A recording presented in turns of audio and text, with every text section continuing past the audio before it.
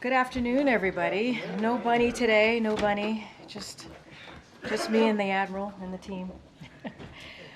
Okay, so yesterday the Florida Supreme Court upheld the state's dangerous abortion ban, putting desperately needed medical care further out of reach for millions of women.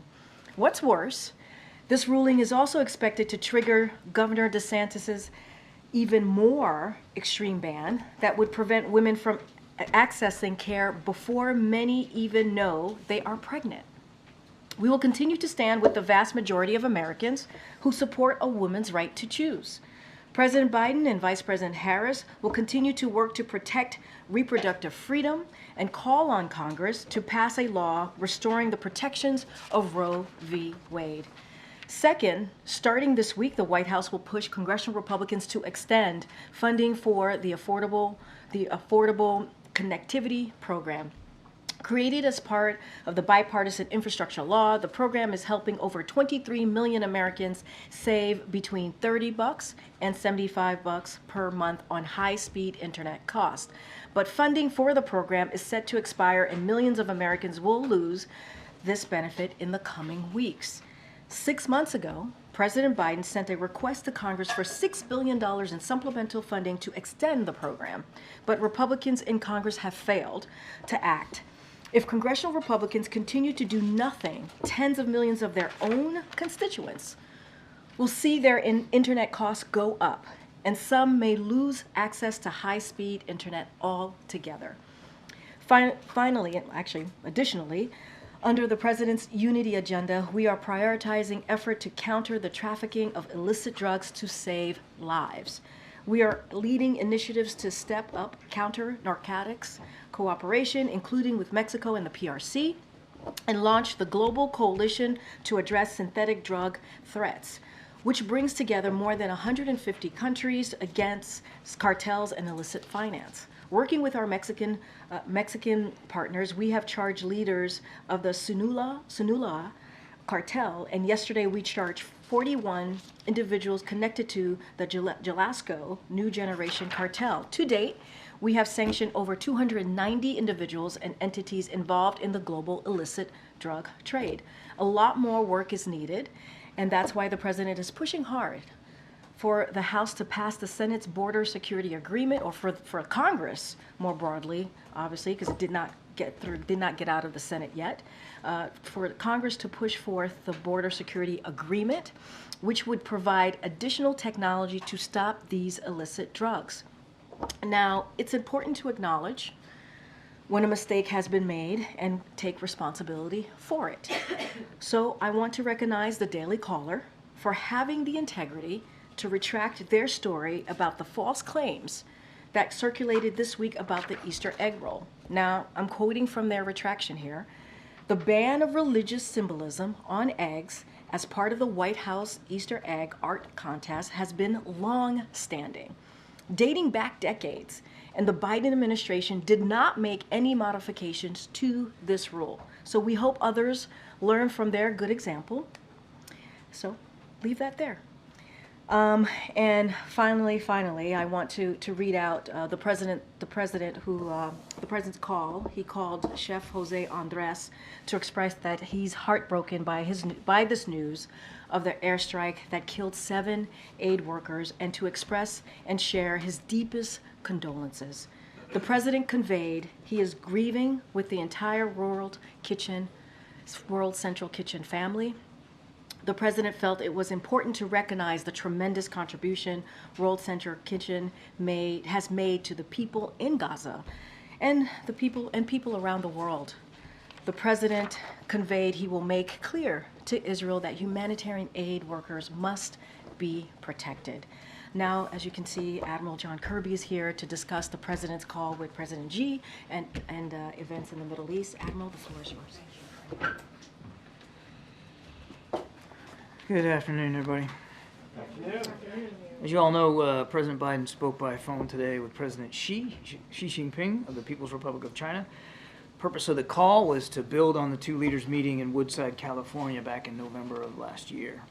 Over the course of about an hour and 45 minutes, the two leaders held a candid and constructive discussion on a range of bilateral, regional, and global issues, including areas of cooperation and areas of differences.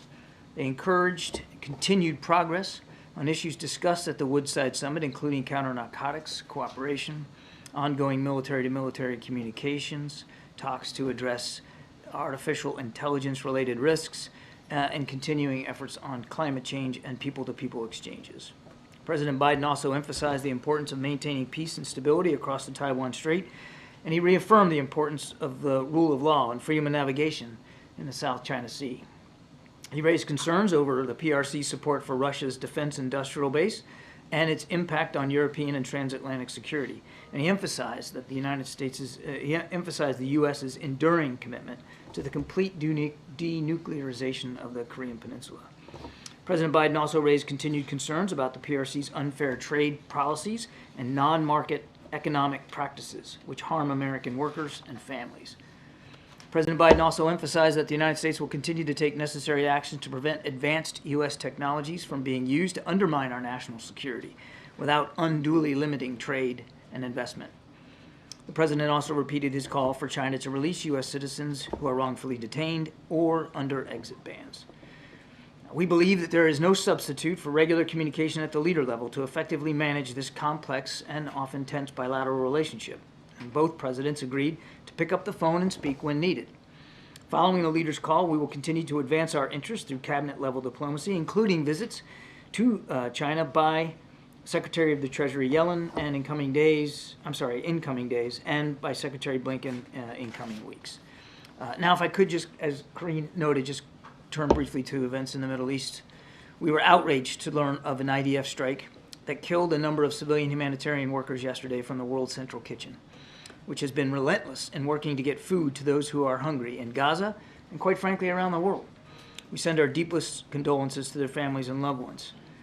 We've seen the comments from Prime Minister Netanyahu and from the Israeli Defense Forces about their commitment to conduct an investigation. As we understand it, a preliminary investigation has been completed today and presented to the Army Chief of Staff, and we'll obviously look to see what they discover in this preliminary one. But we expect a broader investigation to be conducted and to be done so in a swift and comprehensive manner. We hope that those findings will be made public and that there is appropriate accountability held. More than 200 aid workers have been killed in this conflict, making it one of the worst for aid workers in recent history. This incident is emblematic of a larger problem and evidence of why distribution of aid in Gaza has been so challenging. But beyond the strike, what is clear is that the IDF must do much more to improve deconfliction processes so that civilians and humanitarian aid workers are protected. The U.S. will continue to press Israel to do more as well to ensure the safety of humanitarian workers, and will continue to do all we can to deliver this assistance to Palestinian civilians in Gaza. Thank you. Thanks. John, do you have any worries regarding Israel and Gaza about the floating dock, and how can aid workers be protected? Worries? What do you mean by worries? Any concerns about its status, viability? Let me break that up a couple of ways. Obviously the temporary pier, it's known as a JLOT, it's Joint Logistics Over the Shore. It's on its way to the Eastern Mediterranean right now. Hasn't arrived yet, and it'll take some time once it gets there to be assembled and to achieve what we call interim operating capability. We expect that will happen in coming weeks. There's no concern in terms of our ability and the skills needed to build it and to get it up and running. What we are working with partners in the region are two things. One is the logistics flow, getting the maritime materials to the pier, and then working with the Israelis in particular about how that pier is protected and secured, and how the aid, the material, gets from the pier into Gaza and further distributed. Those modalities are still being worked out. And do the recent events like the strike you referenced raise additional... Oh, believe me, we're under no illusion about the fact that Gaza is a war zone. And force protection of our troops, which will not be entering Gaza, will be first and foremost in the president's mind, as well as our military leaders, to make sure that they can operate that pier, assemble it and operate it in a safe way. But believe me, we're well aware. Gaza is a war zone. In fact, that it is a war zone is, again, what makes it so challenging to get the humanitarian aid to people in need. Thanks. John, you said that the White House is outraged by the strike that killed these World Central Kitchen workers. Has the White House already conveyed that outrage to anyone in the Israeli government, and what was their response? Well, I won't speak for the Israelis. We've been very clear about our feelings over this particular strike and our expectations of the Israelis. Have they provided, or has the Pentagon been able to gain any understanding of what happened here yet? I know it's early, but it sounds, based on what Jose Andres has said, that these workers were doing everything right. Their vehicle was marked, they were in a safe zone. Yeah. What more could they have done? Yeah, it's really, I mean, it's devastating to see these images and to hear these early reports about the steps that they tried to take to protect themselves. But the Israelis, look, they've already said this was on them, and they're doing this investigation. We obviously want to make sure that that investigation gets completed and is as transparent as possible. And as I said in my opening statement, that there's accountability to be held here. One quick question on China. What was the president's message to the president when it comes to Chinese misinformation campaigns or any effort by the Chinese government or people associated with the Chinese government to interfere with the 2024 election? I would just say that we've been clear consistently, even going back to the November meeting in California, about our concerns over our own election security and efforts by certain actors, including some from the PRC, to affect that. So there was no new message in this conversation? I don't have a new message to read out to you today. Thanks, Admiral. On the death of those World Central Kitchen aid workers, which includes one American who was killed, Netanyahu's reaction was, quote, "It happens in war." What is your reaction to that comment from Netanyahu? I don't think it'd be useful for me to get into a tit-for-tat here with the Prime Minister of Israel from the podium. We've been very clear about our expectations for this investigation. We noted that the Prime Minister said himself there will be an investigation. So has his military said that. We look forward to that investigation being thorough and swiftly done. And as I said, that it'll be transparent, the results of it, and that if there's accountability that needs to be had, that it will be had. But how can you take Netanyahu at his word? As Nancy was saying, this was a deconflicted zone. They had marked their car. They had even coordinated their movements with the IDF. Yeah, and as I said in my opening statement, obviously, setting aside this incident, because this isn't the first one, there are issues of deconfliction that clearly need to be fleshed out and improved. So how can the U.S. continue to send aid to Israel without any conditions? Yes, they have a right to... We're not sending aid to Israel. We're sending aid into Gaza, and that's... Weapons. How can the U.S. continue to send military aid military to assistance Israel without any conditions? Is there no red line that can be crossed? You know, we've had this discussion, you and me, quite a bit from up here. They're still under a viable threat of Hamas. We're still going to make sure that they can defend themselves, and that 7th of October doesn't happen again. That doesn't mean that it's a free pass, that we look the other way when something like this happens, or that we aren't and haven't since the beginning of the conflict urged the Israelis to be more precise, to be more careful, and quite frankly to increase the amount of humanitarian assistance that gets in. You know, I haven't been asked about it yet, but I expected I would be. You know, there was a discussion just yesterday with our Israeli counterparts about Rafah. Now, this one was done virtually. We expect it'll be an in-person meeting here in a week's time or so. But the whole reason to have that meeting was to talk about our concerns over a major ground operation in Rafah and to present viable alternatives for them to be more precise and more targeted. So the idea that we're some plastic graveyard here and we're not paying attention to the civilian casualties or the civilian suffering is just not true. Right, but these are verbal urgings, verbal commitments. There's no other incentive besides the urgings. I know you want us to hang some sort of condition over their neck, and what I'm telling you is that we continue to work with the Israelis to make sure that they are as precise as they can be, and that more aid's getting in, and we're going to continue to take that approach. John, I just wanted to follow up. Do you guys have confirmation of the nationalities of the victims who were killed in the strike, and that one was a U.S. Canadian national? I can confirm that one was a dual national American citizen, but I couldn't speak with authority about the nationalities of all of those. And as I understand it, I mean, there could be additional casualties coming in terms of the count. I just don't know. And do you know if there's been any outreach to the family of that dual national citizen from the White House? The State Department has done some initial outreach, and I would fully expect you'll see outreach from us at the appropriate time. Thanks, Karine. Thanks, Admiral. Does the White House accept Prime Minister Netanyahu's explanation that this incident was unintentional, as he put it? I think the investigation will bear that out. Sir, do you think that given these circumstances, is there a role for some kind of a protective force for aid workers, given the threat of widespread famine and concerns about you've already discussed the J-lock coming in and so forth. Is there a role that could be considered to try to protect aid workers with a neutral party security force? That protective force ought to be the IDF, Kelly, as we've said. I mean, as they conduct operations in a urban, highly populated environment, they have a concomitant obligation to take care of the civilians that are living there, and the civilians, quite frankly, that are being moved about by the combat operations that are being conducted in a very confined space. They have that obligation. Are you concerned that aid will be cut off for some period of time now because Jose Andres has said they're suspending operations for a period? The World Food Program is having difficulties. It seems like this incident is exacerbating the crisis. It certainly isn't helping. There's no question about that. And we obviously respect Chef Andres' decision not to continue operations, at least for a time. Certainly we respect that.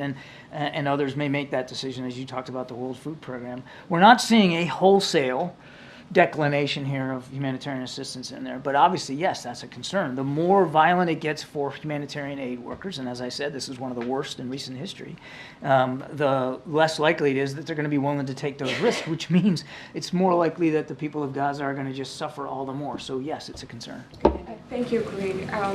Secretary Blinken, during his presser in Paris, did not condemn the airstrike, even though, as you confirmed, there was a dual American-Canadian citizen who was killed. The French foreign minister, who was at the same presser, did. You said you're outraged. Why is the U.S. not condemning the strike? I think by saying we're outraged, I think you can fairly characterize that as condemning the strike itself. Of course. I mean, nobody wants to see this kind of violence happen to humanitarian aid workers who, as was noted earlier, were doing all the right things.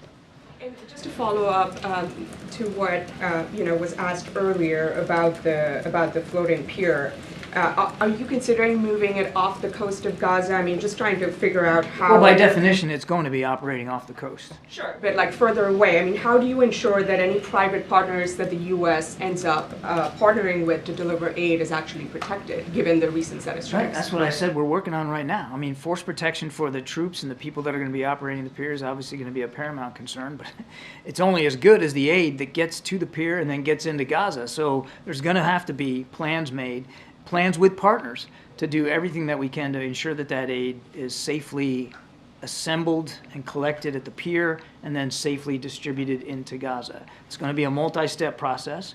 We'll be responsible for some parts of that, but not all of it. That's going to take some teamwork, and we're working our way through that right now. I just have a quick clarification on something that the Secretary said again in Paris. He appeared to suggest that Iran delivered missiles to Russia and that those are being used by Moscow to target the Ukrainians. I mean, can you confirm if that was the case? Not just drone missiles, but ballistic missiles? And if yes, since when has this transfer been underway? I am not aware of specific verification that we can give to Iranian missiles being delivered to Russia for use in Ukraine. They certainly continue to deliver drones and actually helping the Russians manufacture Iranian-designed drones. And we do know that the Russians are and have been using now for quite some time ballistic missiles that they have gotten from North Korea. But I'm not personally aware of any verification that Iranian missiles have been transferred and used. Okay. Thank you, Karine. Admiral, you said that there's going to be an investigation into the World Central Kitchen strike, and you're reserving the U.S.'s judgment until that's completed. But what's a reasonable time frame for that investigation to be concluded, and how regularly will the U.S. be getting updates on it? I think, in terms of time frame, as I said in my opening statement, we believe an investigation can be thoroughly conducted in a swift manner. Now, what is swift? I think, obviously, we're not going to dictate a date on the calendar to the Israelis, but it's noteworthy that just before coming out here, I was informed that they have completed a preliminary investigation and are reporting that up the chain of command. That's good. That means that they've gotten some basic findings and some initial conclusions that they're willing to make. They have noted publicly that they were responsible here. So that's another reason to suspect that it shouldn't need to be a long, drawn-out, weeks-long investigation. I think something like this could probably be resolved in a matter of days. On the strike in Damascus, does the U.S. expect Iran to retaliate, and if so, how? Well, I can't predict what the Supreme Leader and what the IRGC will decide to do or not. I don't know in terms of retaliation. I assume you mean against the United States. Let me make it clear. We had nothing to do with what the strike in Damascus. We weren't involved in any way whatsoever. So the comments by the Iranian foreign minister that somehow we're to be held to account or that we're to blame is just nonsense. We had nothing to do with it. We will, as we always have, take our force protection very seriously to protect our troops and our facilities in Iraq and Syria. And as we have demonstrated in the past, as President Biden has made very, very clear through the actions he has ordered, we will do what we need to do to protect those troops and facilities. And finally, if I may, just on China, you said that the two leaders made a commitment to pick up the phone and call each other when needed. I'm curious. When's the next one? No, I'm curious why it was needed now. Why not next week, next month? Was there a particular catalyst that they needed to have this phone? No, not at all. I mean, they met again in November, and the teams have been working a lot since November on fentanyl precursors, on climate change, on economic practices. So there's been, on artificial intelligence, there's been a lot of staff level work, and both presidents thought that now, a few months later, this was a good time to kind of check in with one another, see how that's going, discuss the future. Hi, thanks, John. Just wanted to follow up with a question that came from the front row about the conditions on military aid. And you said that the questioner wanted you to hang some conditions over their necks, that's the Israelis. And your tone suggested you wouldn't do that. Why not? I've already answered this question a whole bunch of times. We believe that the approach that we're taking is working in terms of making it clear to the Israelis what our expectations are. I'm not going to get ahead of decisions one way or another that we might take in the future. What I'm saying is right now we are continuing to support Israel because they continue to need military assistance, because they continue to face a viable threat.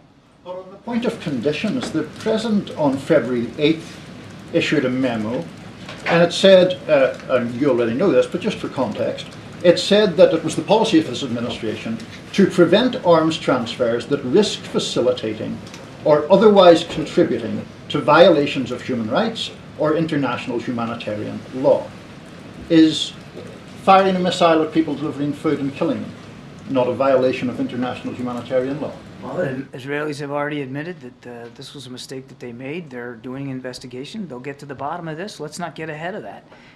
Your question presumes at this very early hour that it was a deliberate strike, that they knew exactly what they were hitting, that they were hitting aid workers and did it on purpose, and there's no evidence of that. I would also remind you, sir, that we continue to look at incidents as they occur. The State Department has a process in place. And to date, as you and I are speaking, they have not found any incidents where the Israelis have violated international humanitarian law. And lest you think we don't take it seriously, I can assure you that we do. We look at this in real time. They have never violated international humanitarian law ever in the past 5 to 6 months. I'm telling you, the State Department has looked at incidents in the past and has yet to determine that any of those incidents violate international humanitarian law. Go ahead, Nadia. Thank you, Karine. Mr. Kirby, Israel has killed a senior Hamas leader in Beirut with precision weapons in an area where thousands of civilians were there. They killed senior Iranian officials in Damascus, in the heart of Damascus. It was serious. There were thousands of civilians there as well. Does it make sense to you that a vehicle marked with word Central Kitchen, after coordinating with the Israelis, that they didn't see it, And doesn't this debunk your theory and defense of Israel that it is difficult for them because Hamas embedded with the civilian population, where they can go after Hamas leaders in the heart of a civilian population in Beirut and in Damascus? To your second question, no, it's not my theory. I have talked about, well, now, just hang on just a second now. I've talked about this for months now. Fighting in an urban, highly populated, condensed environment like that's tough. But they have taken strikes against Hamas leaders successfully taken strikes against Hamas leaders in Gaza. I can't speak to what happened in Damascus. That I can only tell you that the United States wasn't involved. So I'm not going to talk about the details of that whatsoever. I'm telling you that they have taken precise strikes against Hamas in Gaza. They have also taken strikes that have been not precise. It looks as if very clearly what happened yesterday is one of those examples. They'll investigate that. And our expectation is, and we've made this clear to them, that they'll come clean about what they've learned. They'll be fully transparent, and if people need to be held accountable, that they'll be held accountable. Thank you. John, there's another case of somebody who was in this country illegally, allegedly murdering a young woman, this time in Michigan. Her name was Ruby Garcia. Donald Trump is out there now calling this Biden's border bloodbath. What do you call it? Well, first of all, while I'm not aware of the specifics of this case, I mean, that's just terrible news. And our thoughts and prayers obviously go to the family of Ms. Garcia. I mean, that's the kind of news no family ever wants to get, ever. And we would certainly defer to local law enforcement and investigative bodies to do the spade work that needs to be done to figure out exactly what happened to Ruby. And to hold the perpetrators accountable for that. So why don't we let the judicial process play out here before we start making grandiose bumper sticker comments about what this says about the border. And Peter, to folks that are concerned about border security, the president will be the first one to stand up here and say he agrees that the border does need some security capabilities, that we do need more Border Patrol agents.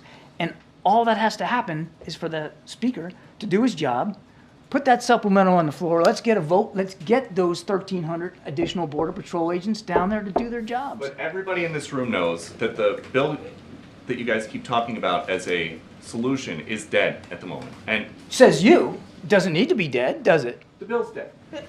Says you. When's the vote?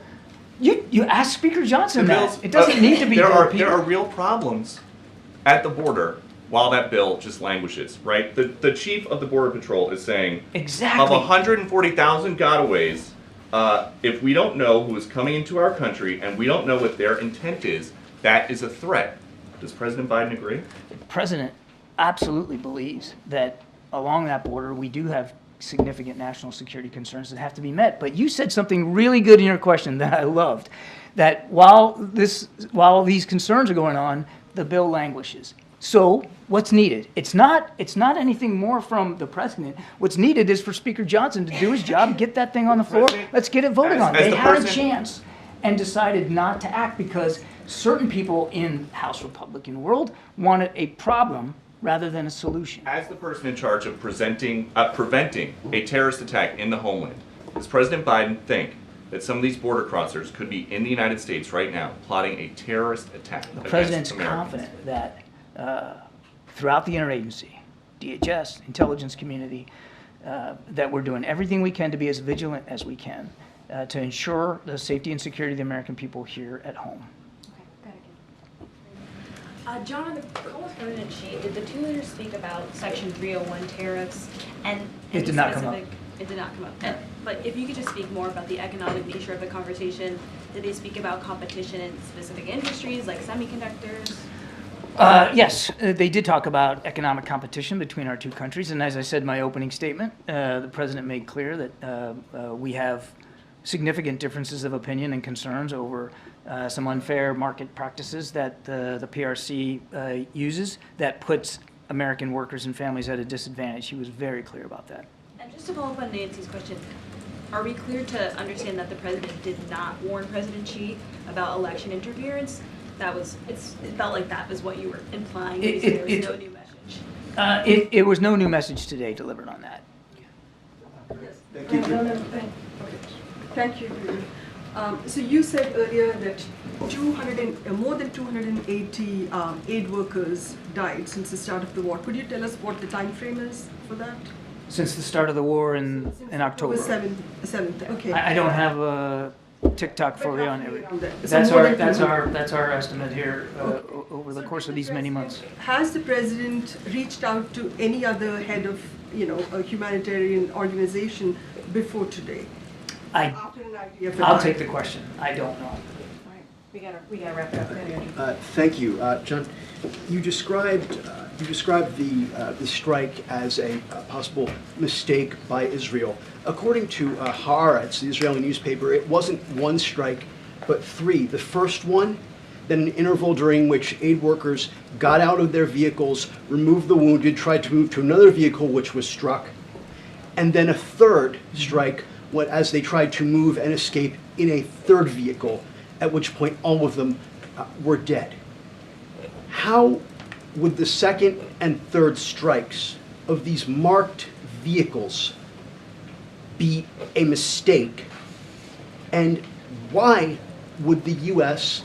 not more forcefully set conditions on the use of U.S.-made weaponry when it is being used to target aid workers? If the first one was a mistake, the second two were targeted with the intent of killing everyone in that convoy. So how do you respond to that? First of all, there's an investigation going on. So why don't we let it get done? And why don't we see what they find in terms of the decision-making process that led to this terrible outcome? Prime Minister and the IDF have noted that it was their error. If you don't like the word mistake, their error. They're investigating it. Let them do that work and let them see what they come up with, and then we'll go from there. And, sorry, one more, John. 2 years ago, the IDF killed an Al Jazeera journalist. They said that was a mistake, that she was wearing a marked press vest. She was shot anyway. They investigated it, and they released the findings of their investigation, which found that they were at fault. Go on.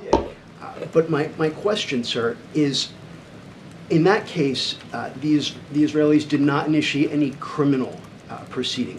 In this case, if it's found that the marked convoy was deliberately targeted, if not with the first shot, but the second two shots, would the U.S. support criminal penalties? As I said, we would expect that should there be a need for accountability, that accountability be properly put in place for whoever may be responsible for this. But again, a lot of that's going to depend on the investigation.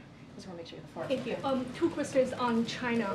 Admiral, this is the election year. Does the president feel political pressure to act tough on China? The president, as commander-in-chief, feels obligated and responsible for protecting the national security interests of the United States. And much of his conversation with President Xi this morning, which was candid and constructive, very professional and businesslike, was arranged around those priorities that President Biden holds so seriously. Is TikTok part of the conversation today? TikTok came up today, yes. Have you talked to previous Secretary Mnuchin about his plan to buy it without the algorithm, or do you accept this plan? Have we talked to Mr. Mnuchin about his? No, not that I'm aware of. I mean, he should speak to that as a private businessman. More details about the conversation on TikTok. The president reiterated our concerns about the ownership of TikTok. He made it clear to President Xi that this was not about a ban of the application, but rather our interest in divestiture, so that the national security interests and the data security of the American people can be protected. Is there progress? Is there progress?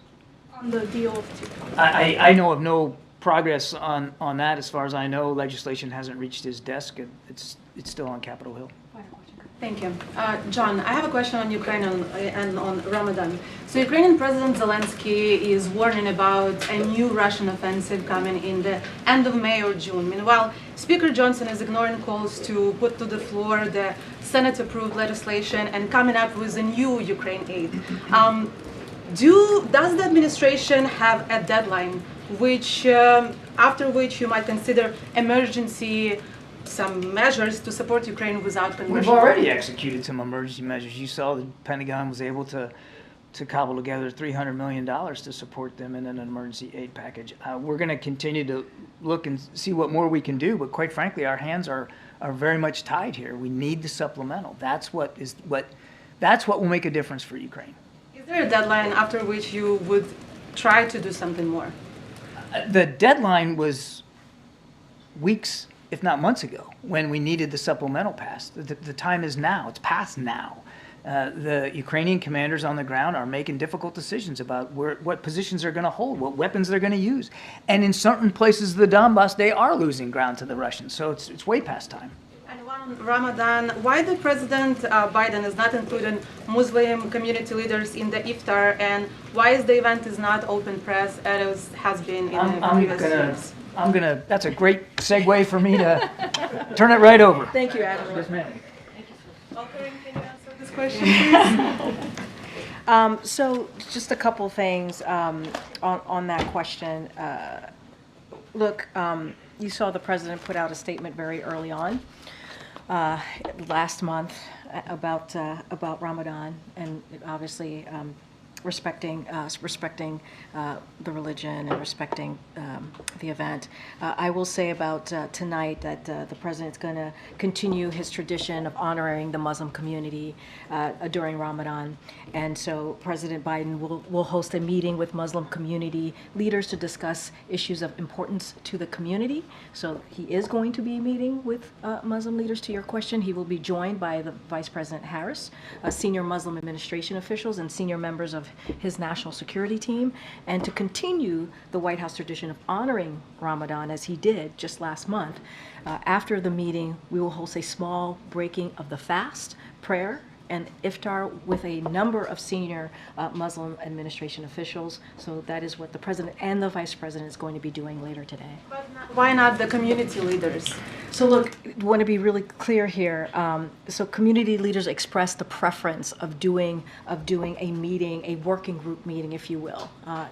They wanted to make sure that there was an opportunity to discuss the issues at hand. They thought it would be important to do that, and so we did that. We listened, we heard, and we adjusted the format to be responsive, and so that we can get feedback from them. And this is a request. This was actually a request from members of the community. This is what they wanted, and we understand that. They want the president and the vice president and senior administration officials, obviously national security folks as well, who'll be joining the meeting, to hear directly from them. So this is going to be seen as a working group meeting, and we are, the president, the vice president, we are looking forward to having that opportunity.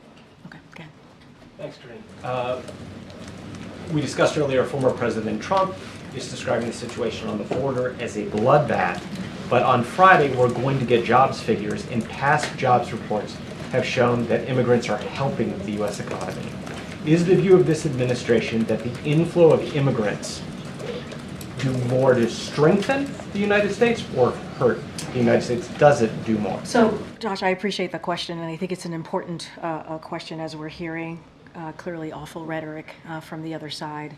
But what we know, what this president believes, and you've heard this president say this before, is that we know immigrants strengthen our country and our economy as well. It goes hand in hand here. Think about the critical work these 8 immigrants were doing on Key Bridge when it collapsed. While Congress failed to act on President Biden's comprehensive immigration reform, remember he introduced that on the first day of his administration because he understood the importance of fixing immigration, a system that has been broken for decades. His administration has led the largest expansion of lawful immigration pathways in decades, and we continue to work to ensure employers and immigrants can effectively navigate the laws in place. And so reforming our immigration system only strengthens our economy. You hear the president talking about that, about making sure that we have an economy that works for everyone, making sure that there's dignity and respect for everyone. And by doing that, it boosts our labor supply, it helps solve workforce shortages, and some businesses are facing, right? That we see businesses are facing. And so we took a step forward not too long ago. We spent 2 months working with the Senate, working with Republicans and Democrats to try and figure out how do we deal with this broken system.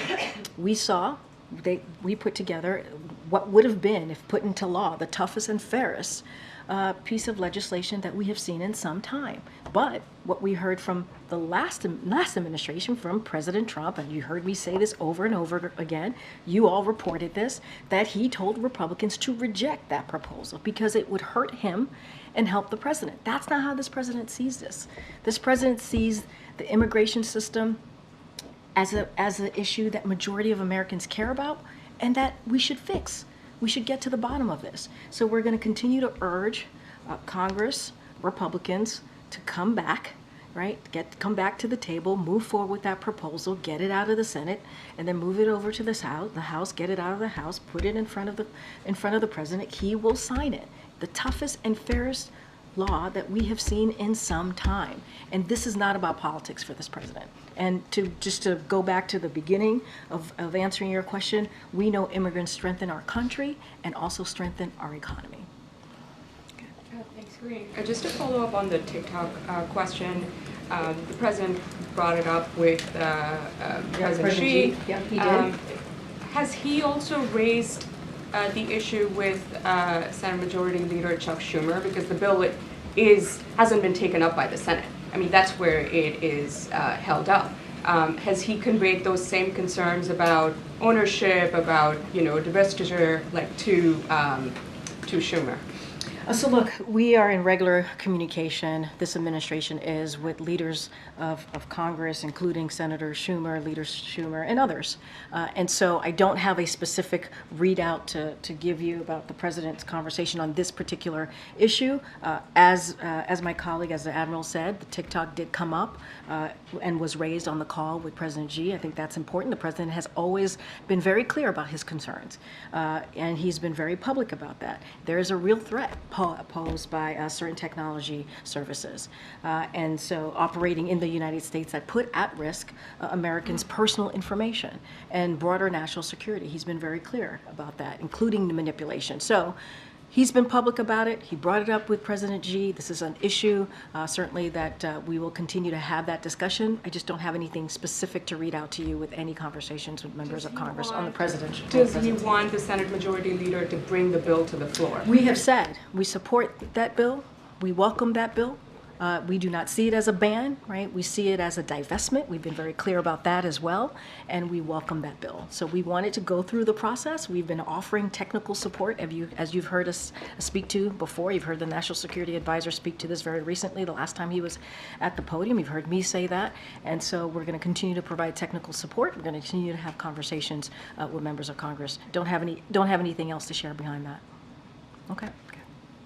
So during the call, did President talk to President Xi about supplying components to Russia to enhance their defense industrial base? So look, we've always been very clear, and the president did raise that we are deeply concerned, obviously, about the PRC's support for Russia's war against Ukraine and its efforts to help Russia reconstitute its defense industrial base. That came up. I'm not going to go beyond that, but that did come up on the call. Thanks, Karine. Is there anything you can say about President Xi Jinping's reaction to all of the concerns that Biden laid out? I would let President Xi speak for himself. I'm not going to respond to him. Any color about the tone of the conversation? There's a readout of the call. I'm not going to get into reactions, personal reactions. I will let President Xi speak for himself. And just lastly, the cost to attend a number of New England colleges this fall is topping more than $90,000 a year. What's the White House's reaction to that? I mean, we've been very clear about how the cost of college is crushing many, many families. We've talked about that. And that's why one of the things that the president has been very focused on is giving that student debt relief to many Americans and families out there. While we tried to put something forward, Republicans blocked it, and the president continued to find ways to move forward in trying to find really comprehensive measures to make sure that we're giving relief to Americans so that they can, so that they can start a family, so that they can buy a home. And so we've done that. You've seen us announce a bunch of actions which the president is proud of and is going to continue to find ways to give that relief. The Department of Education has talked about the cost of college and has certainly worked with students in figuring out ways for them to afford going to school. It's important. If someone wants to be able to go to college, they should be able to do that, and they should be able to afford to make that decision. Their family should be able to make that decision and not go into debt. And so the president has been very, very clear about that. He's talked about his own experience, and so. Look, we're going to continue to find ways to make sure that Americans get a little bit of breathing room, get a little bit of opportunity to move their lives forward, to reach their dreams the way that they choose. And so, yeah, we're aware of how costly college can be. Okay, Karen. The owner of the ship involved in the Key Bridge collapse has denied responsibility for the accident, and they filed a federal lawsuit trying to limit the amount of damages that they would have to pay. What is the White House's reaction to that lawsuit, and is there going to be an effort to force them to pay more damages? So look, I don't want to get ahead. As you know, there's an investigation currently happening. The Department of Transportation is leading, so I want to be really mindful, not get ahead of that, and not going to talk to an active lawsuit, as you just announced from the ship owner. But look, I think it is important that we get to the bottom of this, not just because for us, but obviously the people of Baltimore, the people of Maryland need to have an answer here. And so we're going to do everything that we can. There'll be investigation. I want to be really mindful here, but it is always important to make sure people are held to account. For the president, he is going to do everything that he can, use a whole of government response, as you have seen from this administration, to continue to make sure that we do the recovery, to make sure that we rebuild that bridge, make sure that we open the port. And you're going to see the president on Friday doing that visit to Baltimore. We'll have more details on that, but just want to be really, really mindful. There's investigation going on. Don't want to get ahead of that. Will he have any conversations with congressional leaders ahead of his trip to Baltimore to talk about getting funding rolling, knowing he will likely hear from local and state leaders about that? No, it's a good question. Look, we have said that we will, the federal government will fully fund the rebuilding that bridge. That's a commitment that the president's going to stand by. Obviously, there potentially could be an opportunity, or will be an opportunity for Congress to get involved, and we'll have those discussions. We are having those conversations with congressional members. I can't speak to what the president has on his calendar as far as speaking to congressional members about this particular issue ahead of Friday, but I can assure you it is a conversation that members of his team are continuing to have and will continue to have as we move forward in making sure the people of Baltimore, the community gets back on their feet as it relates to getting this bridge back, opening up the port. It is critical, it is important, and we want to make sure we get that done. Okay, Kelly. In the way you described the celebration with the vice president and Muslim leaders and so forth, smaller scale working group, isn't that on its face really an acknowledgement that there is a great tension between the president and the Muslim community, and that you can't do it publicly because you would be concerned about protests? So look, I mean, the community leaders expressed their preference here. They said this is what they wanted to see. They wanted to make sure, they wanted to have a working group meeting. That is something that they asked for. It is, and we listened, we heard them. As you know, senior officials have been, senior White House officials have been traveling the country, having really important conversations with members of that community, the Muslim community, the Arab community, the Palestinian community, because we understand how painful this moment is for them, and we want to hear directly from them. This is a request from them.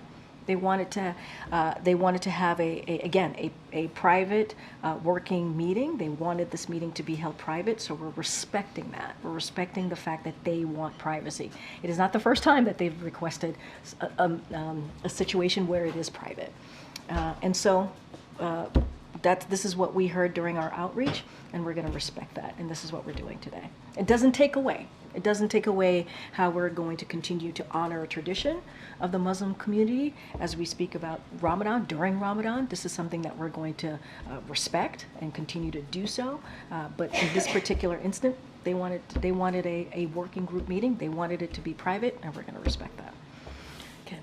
Thanks, Karine. Going back to the bloodbath question, the former president used that terminology a week or two ago, but he's talking about it again today. What's the White House reaction to the use of that term, bloodbath? I'm going to be really mindful here because it is president.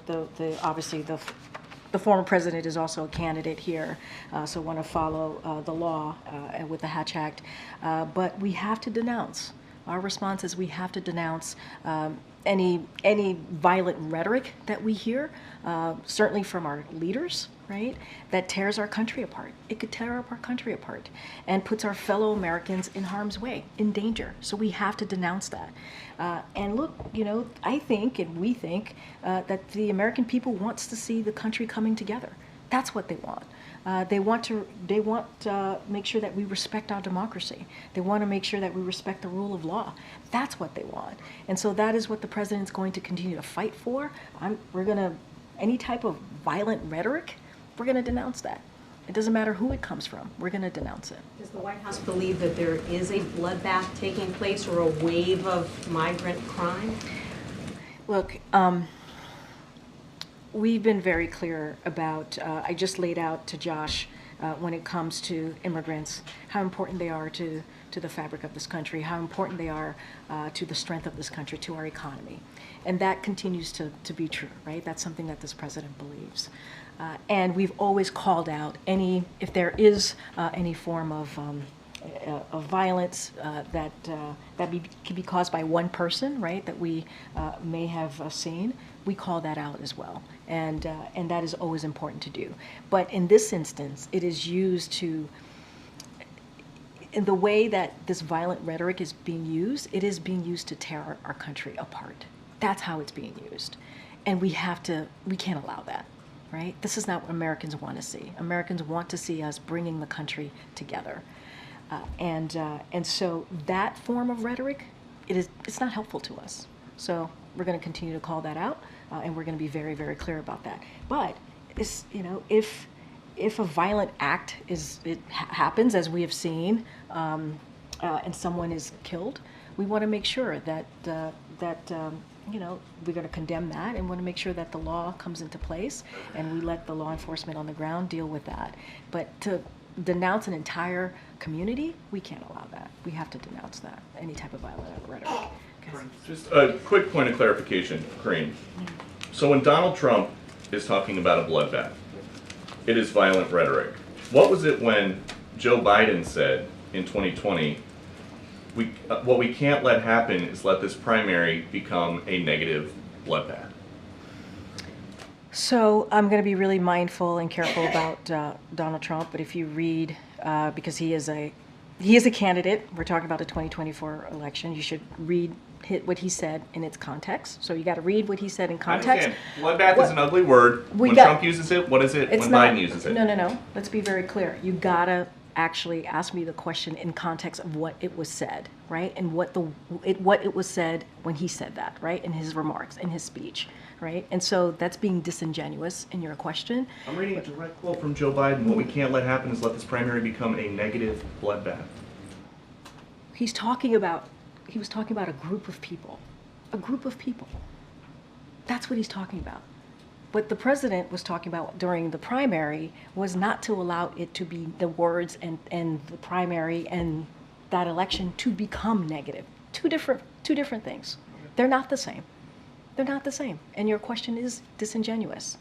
And so, look, I'm going to be really mindful here. I'm going to be really careful. We have to denounce violent rhetoric, wherever it comes from. A former leader, we have to denounce that.